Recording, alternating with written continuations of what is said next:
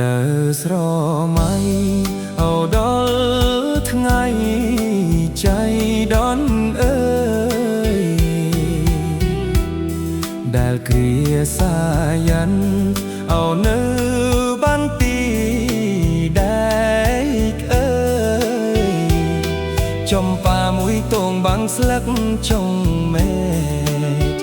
ប្រលឹងកែភ្នែកថតជាប់រូបស្រី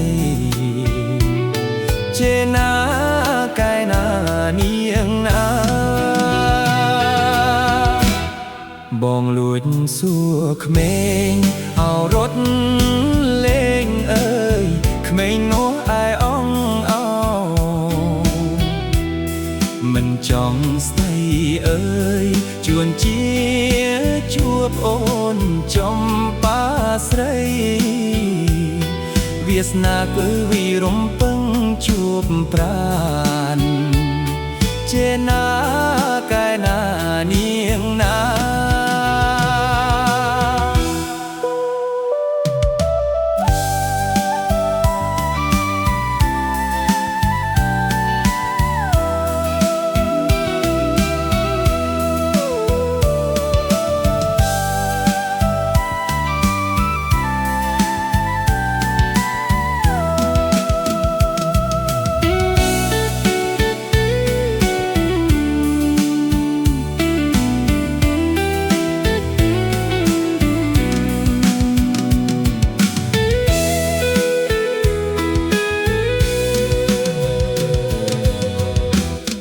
អូនដើរកិច្ចប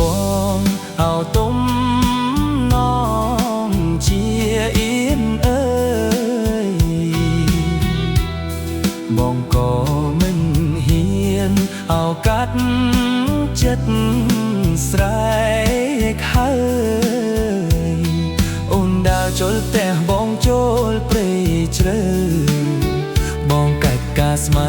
ខំហើយគិតថាចេណាកែណានាងណាកំពុងសាំងភីអោនារីលអអាយអើយសាបានទីដែរអងអបក្លិនចំប៉ាអើយ